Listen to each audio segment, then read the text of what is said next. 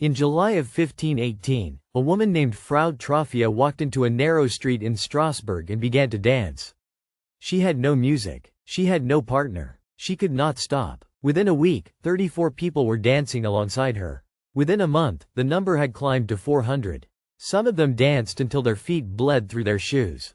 Some of them danced until their hearts gave out. This was not a festival. This was not a celebration.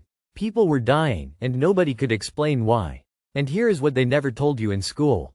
The city authorities did not try to stop the dancing. They made it worse. This event is called the Dancing Plague of 1518, and it is one of the most thoroughly documented cases of mass psychogenic illness in all of recorded history. There are physicians' reports. There are civic records. There are eyewitness accounts. This is not legend. This is not folklore. This happened to real people in a real city, and the response from the people in power was so catastrophically wrong that it turned a crisis into a catastrophe. Let's go back to the beginning. Strasbourg in 1518 was a city under enormous pressure. The Holy Roman Empire was fracturing. The Church was losing its grip. And Alsace, the region where Strasbourg sat, had been devastated by famine, disease, and economic collapse for years. Historians estimate that in the years leading up to 1518, the region had suffered repeated crop failures. People were starving. Syphilis was spreading. The Black Death had returned in waves across the previous century, and nobody felt safe. Into this pressure cooker stepped Frau Troffea. We do not know her first name. History swallowed it. But on a day in late July of 1518, she stepped out of her home on a street near the Strasbourg city gates and began to dance. Not joyfully. Witnesses described her movements as frantic, involuntary, agonized. Her husband reportedly tried to stop her. He could not. She danced for 6 days straight, pausing only to collapse from exhaustion before rising and dancing again. By the end of the first week, she was joined by 34 others. Nobody chose to join her. That is the critical point. These people reported that they could not stop their bodies from moving. They were terrified. They were in pain. And the city had no framework to understand what was happening. The town physicians examined the dancers.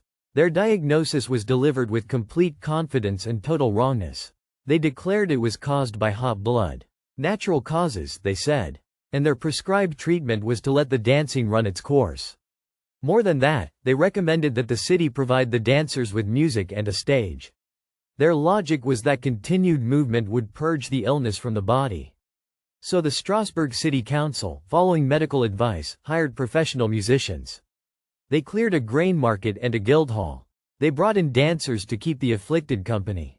They essentially built an arena for the plague to spread in. The number of dancers exploded. If this is already rewriting what you thought you knew about history, subscribe right now. We cover the history they deliberately left out of the classroom. New video every week. Now here is where the story gets even darker. Because the musicians hired to play for the dancers were not volunteers. They were paid workers in a city that was watching its people die on a dance floor. Some accounts suggest the musicians were deeply disturbed by what they witnessed. People foaming at the mouth. People crying out in terror while their legs moved without their permission. People collapsing and being dragged off, only for new dancers to take their place. Modern historians, particularly John Waller, who wrote the most exhaustive study of this event, argue that the dancing plague was a manifestation of mass psychogenic illness triggered by extreme collective stress. Waller points specifically to a regional cult centered on Saint Vitus, a Christian martyr believed to have the power to curse people with compulsive dancing as punishment for sin. In a population already racked by guilt, famine, and religious terror, the belief in Saint Vitus's curse may have been enough to make it real in a psychosomatic sense. This is the second revelation that recontextualizes everything. These people were not faking. They were not performing. The bodies of genuinely traumatized people, living in a culture that made them believe divine punishment was physically possible, produced real symptoms. Real pain. Real death. The mind under sufficient pressure can produce physical illness without any organic cause. And in 1518, the entire city of Strasbourg was a population under sufficient pressure. The authorities eventually reversed course. After roughly 2 months of escalating disaster, civic leaders and the church worked together to move the dancers to a mountaintop shrine dedicated to, remarkably, Saint Vitus himself. There, through prayer, fasting, and the removal of music and spectacle, the dancing gradually subsided.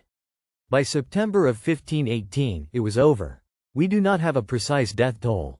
Records from the period suggest dozens died, possibly more, from stroke, heart failure, and exhaustion. But the real number may never be known because the city had every incentive to minimize the scale of what had happened under its watch. What this event tells us about the modern world is uncomfortable.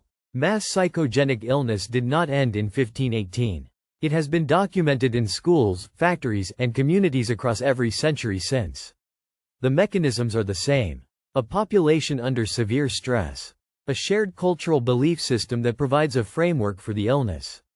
A trigger event, and then a contagion of symptoms that spreads person to person without any pathogen involved. The dancing plague of 1518 is not a curiosity. It is a case study in what happens when collective trauma has nowhere to go. When people are starving, terrified, and told that God himself might punish them for sin, the body finds a way to express what the mind cannot contain. Frau Trophia danced for 6 days before the city noticed. By the time anyone tried to help, 400 people were already lost in it.